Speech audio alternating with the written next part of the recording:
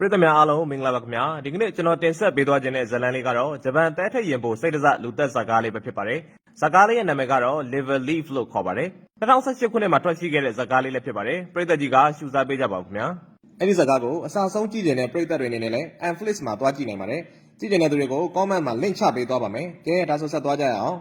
ရုပ်ရှင်စမှာတော့အဓိကဇက်ဆောင်ဖြစ်တဲ့ဟာရူကာနိုဇာကီကသူမရဲ့လော်ကာလေးကိုဖွင့်ကြည့်နေပုံနဲ့စတင်ထားပါတယ်။အထက်မှာဖုံတွေသဲတွေပဲရှိနေတဲ့လော်ကာလေးကိုဖွင့်ကြည့်နေချိန်မှာရုပ်ချောချောအရက်ရှိရှိနဲ့ကောင်လေးတယောက်ကသူမနားကိုကတ်လာခဲ့တယ်။သူ့နာမည်ကတော့အိုင်ဘာပါ။သူတို့တယောက်နဲ့တယောက်နှုတ်ဆက်ပြီးတော့အိုင်ဘာကထွက်သွားခဲ့တယ်။နိုဇာကီအိမ်ပြန်တဲ့လမ်းမှာအခန်းထဲကအတန်းပေါ်တငယ်ချင်း၃ယောက်နဲ့တွေ့ပြီးသူတို့ကနိုဇာကီကိုအနိုင်ကျင့်ကြပါတယ်။နိုဇာကီရဲ့လော်ကာထဲမှာထည့်ထားတဲ့ဖက်နှက်တွေကိုသူတို့ကယူထားခဲ့ကြတာဖြစ်ပြီးတော့မြောင်းထဲကိုပစ်ချခဲ့ကြပါတယ်။နိုဇာကီကသူမဖက်နှက်ကိုစင်းကောက်ချိန်မှာအပေါ်မှာကျန်ခဲ့တဲ့သူမရဲ့ပစ္စည်းတွေကိုပါညစ်ပတ်နေတဲ့မြောင်းထဲကိုပစ်ချခဲ့ကြပါတယ်။နိုဇာကီကတော့မြောင်းထဲကိုဆင်းလိုက်ရတာမို့လို့တကိုယ်လုံးနန်စော်နေတဲ့ရွှွန့်တွေအလိမ့်လိမ့်နဲ့ပေကျံသွားခဲ့ပါတယ်။တာချီဘာနာလို့ခေါ်တဲ့ကောင်မလေးကသူတို့ဘာကြောင့်နိုဇာကီကိုအနိုင်ကျင့်နေရတဲ့အကြောင်းရင်းကိုပြောပြတာကတော့နိုဇာကီဟာအိုင်ဘာနဲ့စကားပြောခဲ့တာကြောင့်အခြားကောင်မလေးတိုင်ကိုကိုဝမ်းနဲ့အောင်လုံးမိတာကြောင့်လို့သိရပါတယ်။ဒါပေမဲ့တိုင်ကိုကတော့အိုင်ဘာနဲ့ပတ်သက်လို့နိုဇာကီကိုအခုလိုလုံးကြတာမဟုတ်ပါဘူးလို့ပြန်ပြောခဲ့တယ်။ဒါနဲ့ဂျားဖြတ်ကြော်ညာလေးဝင်ပြစေ Legend Fight 3လုံး online game မှာဆိုရင်အကောင့်တစ်ခုဖွင့်ရုံနဲ့ hot အဖြစ်ဆုံးဖြစ်တဲ့9ပြစ် game, live casino, slot game, sexy pair game,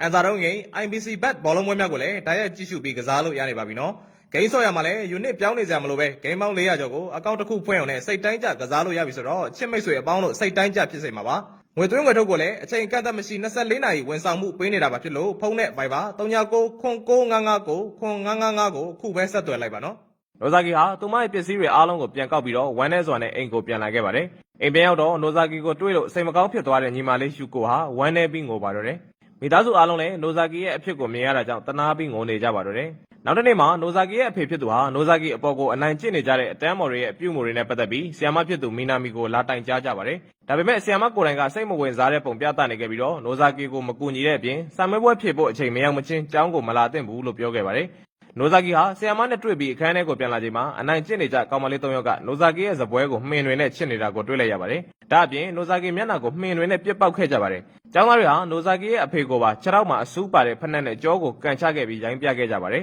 ။ကျောင်းသားတွေဟာနိုဇာကီကိုအနိုင်ကျင့်လို့မကျေနပ်ကြသေးဘဲနဲ့ဇပွဲရဲ့အပေါ်တက်တက်မှာကြီးကန်းအသေးတကောင်ကိုချိန်ထားခဲ့တာကြောင့်သွေးတွေတစ်စက်စက်ကျနေခဲ့ပါတယ်။ကျောင်းသားတွေဟာနိုဇာကီနဲ့မကပဲဆီယာမကိုပါအော်ဂလီဆန်ပြီးအန်ထုတ်ပြရတဲ့အထိဖြစ်အောင်စနောက်ကြပါတယ်။အိမ်ပြန်ရောက်တော့ကြောကိုအကန်ခံလိုက်ရတဲ့သူမရဲ့အဖေကိုတွေ့လိုက်ရလို့နိုဇာကီဟာစိတ်မကောင်းဖြစ်နေခဲ့ပါတယ်။နိုဇာကီရဲ့အဖေကသူ့အလုပ်အဆင်ပြေအောင်သာဒီမျိုးကိုပြောင်းရွှေ့ခဲ့ရတာဖြစ်တာကြောင့်နိုဇာကီအနေနဲ့ကျောင်းကိုမသွားခြင်းမသွားလို့ရတယ်လို့စိုးရိမ်စိတ်နဲ့ပြောနေခဲ့ပါတယ်။နောက်တစ်နေ့မှာနိုဇာကီဟာဖျားနေတာကြောင့်ကျောင်းကိုမသွားနိုင်ပါဘူး။ကျောင်းမှာတော့နိုဇာကီကိုအနိုင်ကျင့်နေကြကျောင်းသူတွေဟာနိုဇာကီအကြောင်းမကောင်းကြောင်းတွေကိုပြောနေကြပါတယ်။သူတို့ကနိုဇာကီဘာလို့ကျောင်းမလာတာလဲဆိုတာကိုသိကြတာကြောင့်နိုဇာကီရဲ့အိမ်ကိုတယောက်ယောက်ကိုပို့ဖို့ဆုံးဖြတ်လိုက်ကြပါတယ်။အခန်းထဲကကောင်မလေးတယောက်ဖြစ်တဲ့ရူမီကိုနိုဇာကီရဲ့အိမ်ကိုပို့ဖို့ဆုံးဖြတ်လိုက်ကြတယ်။ရူမီကိုနိုဇာကီရဲ့အိမ်ကိုသွားပြီးနိုဇာကီကိုကျောင်းကိုပြန်လာခိုင်းဖို့ပြောစေပါတယ်။ရူမီကသူမမလုပ်ချင်ကြောင်းပြောပေမဲ့မလုပ်ဘူးဆိုရင်ရူမီကိုလည်းနိုဇာကီလိုမျိုးအနိုင်ကျင့်မယ်လို့ချိန်ချောက်ကြပါတယ်။ဒါကြောင့်ရူမီလည်းမလွဲတာတာကြောင့်နိုဇာကီရဲ့အိမ်ကိုလာခဲ့ရပြီးနေကောင်းရလားလို့လာမေးခဲ့တယ်။နိုဇာကီကသူမအနေနဲ့စာမွေးပွဲမဖြစ်မချင်းကျောင်းကိုလာနိုင်မှာမဟုတ်ဘူးလို့ရူမီကိုပြန်ပြောပြခဲ့တယ်။ရူမီကနိုဇာကီကျောင်းမလာဘူးဆိုရင်ကျောင်းသူတွေကသူမကိုနိုဇာကီအစားနှိပ်စက်ကြလိမ့်မယ်လို့ငိုပြီးပြောခဲ့ပါတယ်။သူမနိုဇာကီတို့အိမ်ရောက်ခဲ့တာကိုတက်သေးပြတဲ့အနေနဲ့နိုဇာကီရဲ့ဓာတ်ပုံကိုလည်းရိုက်ကူးခဲ့ပါတယ်။နောက်တစ်နေ့မှလည်းနိုဇာကီကျောင်းမလာတာကြောင့်တိုင်ကိုပါဝင်ရုပ်မာတဲ့ကျောင်းသူတွေဟာရူမီကိုဗီဒီယိုထဲကိုထည့်ပြီးအပြင်ကနေနှိပ်စက်ကြပါတော့တယ်။တနေ့မှာနိုဇာကီနဲ့သူ့ညီမလေးဟာအတူတူလမ်းလျှောက်လာချိန်စိတ်ဝင်စားနဲ့တစုံတရာကိုဓာတ်ပုံရိုက်နေတဲ့အိုင်ဘာနဲ့ဆုံပါတော့တယ်။အိုင်ဘာက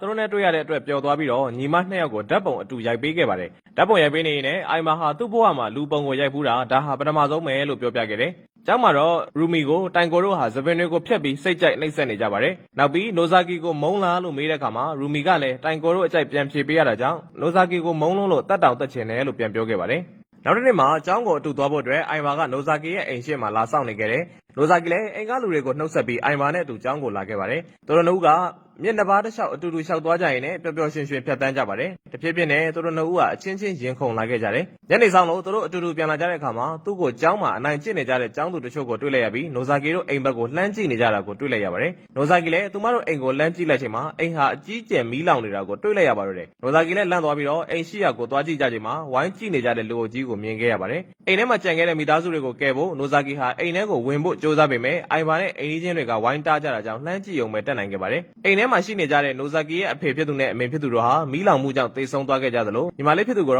ာ့အိုင်ဘာကကယ်ဆယ်ခဲ့ပေမဲ့အကြီးအကျယ်မီးလောင်ခံရပြီးဒုက္ခိတဘဝကိုရောက်ရှိသွားခဲ့ပါတယ်ညီမလေးကတော့အထူးကြက်မှတ်ဆောင် ICU ထဲမှာထားရတာကိုနိုဇာကီနဲ့အဖိုးဖြစ်သူတို့ကအပြင်ကနေစောင့်ကြည့်နေခဲ့ကြရပါတယ်ကျောင်းမှာတော့နိုဇာကီရဲ့အိမ်ကိုမီးရှို့ခဲ့ကြတဲ့ရုပ်မာတဲ့အုပ်စုဟာသူတို့မီးရှို့ခဲ့တာကိုတယောက်ယောက်များသိသွားမလားဆိုပြီးကြောက်လန့်နေခဲ့ကြပါတယ်လူအရှင်လက်လက်တွေကိုမီးရှို့ခဲ့ကြတာကိုသူတို့ကိုယ်တိုင်တော့မယုံကြည်နိုင်ဖြစ်နေခဲ့ကြပါတယ်နောက်တစ်နေ့မှာတော့ကျောင်းလာတိုင်းအနိုင်ကျင့်ခံရတဲ့ယုံမကပဲနဲ့မိဘနှစ်ဦးပါဆုံးရှုံးထားရတဲ့နိုဇာကီတယောက်ကျောင်းကိုပြန်ရောက်လာတဲ့အတွက်အားလုံးဟာအံ့ဩနေကြပါတယ်အိုင်ဘာကတော့နိုဇာကီကိုကျောင်းကိုအလောတကြီးမလာသေးဖို့ဖြောင်းဖျနေခဲ့ပါတယ်စာသင်ခန်းထဲမှာနိုဇာကီဟာသူ့ကိုအနိုင်ကျင့်နေကြအဖွဲ့တွေကကောင်မလေးနှစ်ယောက်ကိုတစုံတစ်ခုမေးနေခဲ့တယ်အပြင်မှာစကားသွားပြောကြမယ်ဆိုပြီးတော့နိုဇာကီကိုအနိုင်ကျင့်ခဲ့ကြတဲ့မြောင်းကြီးရှိတဲ့နေရာကိုတာချီပါနာရဲ့ကောင်မလေးနှစ်ယောက်ရဲ့နိုဇာကီတို့အတူလာခဲ့ကြတာကိုမြင်တွေ့ရမှာဖြစ်ပါတ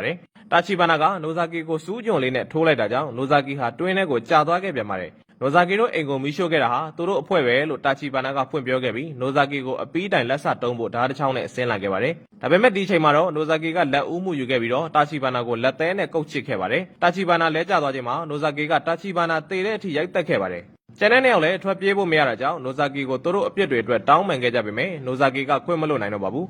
သူတို့နှစ်ယောက်လုံးကိုလည်းနိုဇာကီကတက်ပစ်ခဲ့ပါပြီ။ကောင်မလေးနှစ်ယောက်ထဲကတယောက်ကမသေးခင်မှာမီးရှို့တဲ့ကိစ္စကိုကူကိုဆိုတဲ့တယောက်ကအစီအစဉ်ချခဲ့တာလို့ဝန်ခံသွားခဲ့ပါတယ်။နောက်တနေ့ကျောင်းမှာသူတို့အုပ်စုတွေကကောင်မလေး၃ယောက်ကျောင်းမလာတာကြောင့်ကောင်လေး၃ယောက်ဟာစိုးရိမ်နေခဲ့ကြပါပြီ။ကျောင်းနီးနားမှာရဲကားတွေကိုမြင်လိုက်ရတဲ့နေ့လူတက်မှုကျူးလွန်ထားတဲ့ကူကိုတို့ဟာလက်ပြမလုံးဖြစ်နေကြပြီးတော့အိမ်ပြန်တော့မယ်လို့ပြောပြီးထွက်သွားခဲ့ပါတယ်။ကူကိုဟာအိမ်ပြန်လမ်းမှာနိုဇာကီနဲ့တွေ့တာကြောင့်နိုဇာကီကိုထုံးစံအတိုင်းရိုက်ပြန်ပါတယ်။ဒါပေမဲ့အရင်လိုမဟုတ်တော့တဲ့နိုဇာကီဟာကူကိုရဲ့ဘိုက်ထဲကိုဓာတ်နဲ့ထိုးလိုက်ပါတယ်။ကူကိုလည်းအသေးမာကိုကြောက်တာကြောင့်သွေးဦးသွေးတန်းနဲ့ပြေးဖို့ကြိုးစားပေမဲ့ရှော့ဆောက်တစ်ခုတည်းကိုချော်ကျသွားခဲ့ပါတယ်။နိုဇာကီကကူကိုတယောက်သွေးထွက်လွန်ပြီးသေအောင်ထားခဲ့လိုက်ပါတယ်။နောက်တစ်နေ့မှာတော့နှင်းတွေအရန်ကျနေတာကြောင့်ကျောင်းတွေကိုပိတ်ထားလိုက်ရပါတယ်။အိုင်ဘာကကျောင်းပိတ်တာကြောင့်နိုဇာကီတို့အိမ်ကိုလာလေချိန်မှာအဖိုးဖြစ်သူကကျောင်းပြီးသွားရင်နိုဇာကီတို့ညီမကိုတိုကျိုကိုခေါ်သွားတော့မယ်လို့အိုင်ဘာကိုပြောပြခဲ့ပါတယ်။လူရုံမာအုပ်စုဟာကောင်မလေး၃ယောက်နဲ့ကူကိုတို့ပြောင်းနေတယ်ဆိုတဲ့အကြောင်းကိုရူမီကိုဖုန်းဆက်ပြီးလှမ်းပြောခဲ့ပါတယ်။အဲ့ဒီ၃ယောက်လုံးကိုနိုဇာကီတက်ခဲ့တာဖြစ်ပြီးတော့နစ်စီကိုလည်းလာတက်တော့မှာလို့ရူမီကိုကြိုပြောပြခဲ့ပါတယ်။ပြီးတော့သူတို့အုပ်စုဟာမနက်ဖြန်မှာနိုဇာကီကိုတက်တော့မှာဖြစ်တယ်ဆိုတာကိုလည်းပြောပြသွားခဲ့ပါတယ်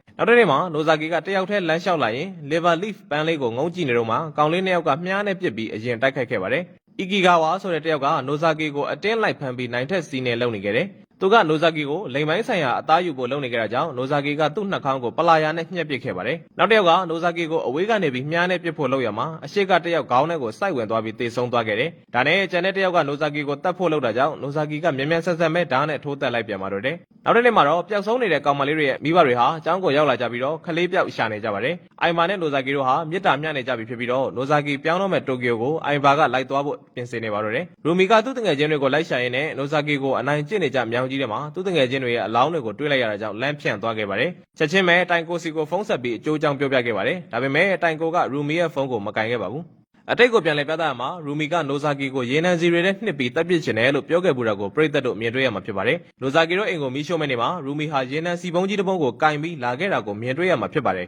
။မီးရှို့မဲ့ချိန်မှာတိုင်ကိုကတော့အိမ်ကိုပြန်သွားခဲ့ပေမဲ့ကျန်တဲ့သူတွေကတော့မီးရှို့မှုကိုဆက်လုပ်ခဲ့ပါတယ်။တကယ်တော့တိုင်ကိုနဲ့နိုဇာကီတို့ဟာအတိတ်မှာတော့ကရန်ကိုချစ်ကြတဲ့တငယ်ချင်းတွေဖြစ်ခဲ့ကြတာပါဒါပေမဲ့နိုဇာကီနဲ့အိုင်ဘာတို့ဟာရင်းနှီးလာခဲ့ကြတဲ့အတွက်တိုင်ကိုဟာမနာလိုဖြစ်ခဲ့တာကြောင့်နိုဇာကီနဲ့တငယ်ချင်းဖြစ်ကနေပြတ်ဆဲသွားခဲ့ပါတယ်ဒါပေမဲ့တိုင်ကိုဟာနိုဇာကီတို့အိမ်ကိုမီးရှို့မဲ့အစီအစဉ်ကိုသိခဲ့ပေမဲ့မတားဆီးခဲ့တာကြောင့်သူ့ကိုခွင့်လွှတ်ဖို့နိုဇာကီကိုတောင်းပန်နေခဲ့တယ်အဲ့ဒီချိန်မှာပဲရူမီရောက်လာပြီးသူမကိုတစ်ချိန်ကနှိပ်စက်ခဲ့တဲ့တိုင်ကိုဓာတ်နဲ့လာထိုးတက်ခဲ့ပါတယ်ရူမီရဲ့တိုက်ခိုက်မှုကြောင့်တိုင်ကိုဟာခြေတွေလက်တွေမှာဓာတ်တန်ရာတွေရရှိခဲ့လို့ငိုကြွေးနေခဲ့ပါတယ်တိုင်ကိုငိုကြွေးနေတာကိုမြင်ရတာကြောင့်ရူမီဟာဝမ်းသာနေခဲ့ပါတယ်သူတို့နှစ်ဦးလည်းအချင်းချင်းတပ်ပုတ်ကြပြီးနောက်ဆုံးမှာတော့ရူမီကတိုင်ကိုအသေးထိုးတက်နိုင်ခဲ့ပါတယ်နောက်ပြကွက်တစ်ခုမှာတော့အိုင်ဘာကနိုဇာကီနဲ့အတူတိုကျိုကိုလိုက်ခဲ့မယ်ဆိုတဲ့အကြောင်းကိုပြောဖို့ဖုန်းဆက်နေခဲ့ပါတယ်။နိုဇာကီကသူမအနေနဲ့တိုကျိုကိုသွားပြတော့မှာမဟုတ်ဘူးလို့ပြောပြခဲ့ပါတယ်။အဲနောက်မှာတော့ဖုန်းကွက်ကိုကင်ထားတဲ့အိုင်ဘာရဲ့လက်မှာသွေးတွေစွန်းနေတာကိုတွေ့ရမှာဖြစ်ပါတယ်။အိုင်ဘာဟာတိုကျိုမှာနိုဇာကီနဲ့အတူနေဖို့အဆုံးဖြတ်ထားကမှနိုဇာကီကမသွားတော့ဘူးလို့ညင်းခဲ့တဲ့အတွက်နိုဇာကီကိုဒေါသထွက်သွားခဲ့ပါတယ်။ဖြစ်စင်တော့အိုင်ဘာဟာနိုဇာကီနဲ့အတူတိုကျိုမှာနေဖို့ခွင့်မပြုတဲ့အဖွားဖြစ်သူကိုရိုက်နှက်ထားခဲ့တာဖြစ်ပါတယ်။ဒါအပြင်အိုင်ဘာဟာသူ့အဖေနဲ့အမေကိုပါတပ်ပစ်ခဲ့ကြောင်းကိုအဖွားကိုပြောပြနေခဲ့ပါတယ်။စင်စစ်တော့အိုင်ဘာဒီလည်းပဲငယ်ဘွားတုန်းကအဖေဖြစ်သူရဲ့အနိုင်ကျင့်ခြင်းကိုခံခဲ့ရလို့စိုက်ကောဝင်နေသူတူပဲဖြစ်ပါတယ်။ကျောင်းမှာလည်းကလေးတွေပျောက်ဆုံးမှုကြောင့်စိတ်ပူနေတဲ့ကျောင်းသားမိဘတွေဟာဆီယမ်မမီနာမီကိုဝိုင်းပြီးအပြစ်တင်စော်ကားနေကြပါတယ်။ဒါကြောင့်စိတ်မထိန်နိုင်တော့တဲ့ဆီယမ်မမီနာမီဟာကျောင်းသားမိဘတွေကိုပြန်လဲအော်ဟစ်ခဲ့ပြီးတော့သူတို့ကလေးတွေရဲ့ရုပ်မာမှုတွေကိုဖွင့်ရခဲ့ပါတယ်။ဒါအပြင်သူမဟာနှင်းထူတဲ့နေရာတစ်ခုကိုပြေးသွားပြီးလဲကျနေ နေရာကနေ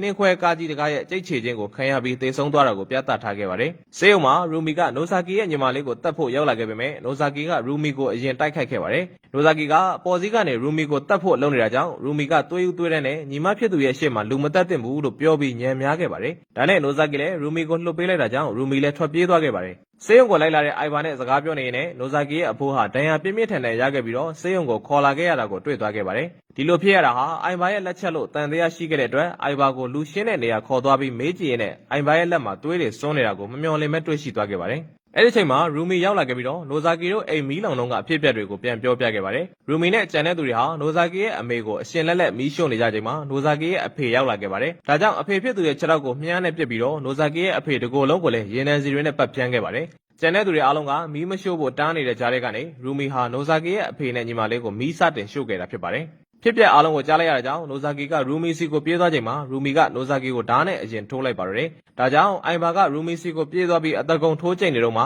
သူ့လွယ်ထားနေကြအိတ်ဟာနိုဇာကီရှိရာဘက်ကိုလွင့်ကျလာခဲ့ပါတယ်။အထက်ကနေထွက်လာတဲ့ဓာတ်ပုံတွေကိုကြည့်လိုက်ချိန်မှာတော့နိုဇာကီတို့အိမ်ကိုမီးလောင်နေပုံနဲ့နိုဇာကီရဲ့မိဘတွေကိုမီးရှို့နေကြပုံတွေကိုဓာတ်ပုံရိုက်ကူးထားတာကိုတွေ့လိုက်ရပါတယ်။တကယ်တော့အိုင်ဘာဟာနိုဇာကီရဲ့ညီမလေးကိုမကယ်တင်ခင်မှာသူ့ရဲ့ဝါသနာကိုမလွန်ဆန်နိုင်တာကြောင့်နိုဇာကီရဲ့အဖေနဲ့အမေမီးလောင်နေပုံကိုယူးယူးမှုမှုနဲ့ရိုက်ခဲမိတာဖြစ်ပါတယ်။နိုဇာကီလည်းသူ့ဘိုက်ထဲမှာစိုက်ဝင်နေတဲ့ဓာတ်ကိုထုတ်ပြီးအိုင်ဘာကိုထိုးဖို့ပြေးခဲ့တယ်။အိုင်ဘာကလည်းသူ့ကိုတတ်ဖို့ကြံစည်တဲ့နိုဇာကီကိုဒေါသထွက်ပြီးမျက်နှာကိုရရက်ဆက်ဆက်ထိုးကြိတ်ခဲ့ပါတယ်။အိုင်ဘာဟာစိုက်ကိုပတ်တစ်ယောက်ဖြစ်တာကြောင့်နိုဇာကီရဲ့သွေးတန်ရဲရဲမျက်နှာကိုဓာတ်ပုံရိုက်ဖို့လုပ်နေခဲ့ပါတယ်။ဒါပေမဲ့ liver leaf လို့ခေါ်တဲ့ပန်းလေးကိုတွေ့သွားပြီးဓာတ်ပုံရိုက်နေရင်းနဲ့နိုဇာကီကိုတစ်သက်လုံးသူနဲ့အတူနေဖို့ဂရိတောင်းနေခဲ့ပါတယ်။တကယ်လို့သူ့နားမှာမနေဘူးဆိုရင်နှင်းတော်ထဲမှာပဲတေးတဲ့ထိထားခဲ့တော့မယ်လို့အကြက်ကင်နေခဲ့ပါတယ်။ရုတ်တရက်ပဲသူတက်ခဲ့တဲ့ကောင်လေးတစ်ယောက်ရဲ့လေးနဲ့မြားကိုနိုဇာကီကကောက်ကင်ပြီးဓာတ်ပုံရိုက်ဖို့လုပ်ခဲ့တဲ့အိုင်ဘာရဲ့မျက်လုံးတက်တဲ့ကိုပစ်ချခဲ့ပါတယ်။အိုင်ဘာသိပြီးနောက်မှာနိုဇာကီကအိမ်ကိုပြန်ဖို့ကြိုးစားပေမဲ့မပြန်နိုင်တော့ပဲသူ့ညီမလေးပေးခဲ့တဲ့ဆွဲပြားလေးကိုကြည့်နေရင်းနဲ့လဲကျသွားခဲ့ပါတော့တယ်။ရုပ်ရှင်ရဲ့နောက်ဆုံးပြကွက်မှာတော့တိုင်ကိုဟာတင်ကြားမှုပြီးဆုံးကြောင်းလက်မှတ်လေးကိုယူပြီးသူတို့အတူစာတင်ကြားခဲ့တဲ့အခန်းလေးတွေကိုဝင်လာခဲ့ပါတယ်။သူနဲ့နိုဇာကီနဲ့အတူအတိတ်မှာအတူတူပျော်မြူးခဲ့ကြပုံတွေကိုပြန်တွေးနေရင်းနဲ့ပဲဇက်သိမ်းသွားခဲ့ပါတော့တယ်။ဆုံးနေကြည့်ရှုပေးတဲ့အတွက်ပရိသတ်များအားလုံးကိုအထူးပဲကျေးဇူးတင်ရှိပါတယ်ခင်ဗျာ။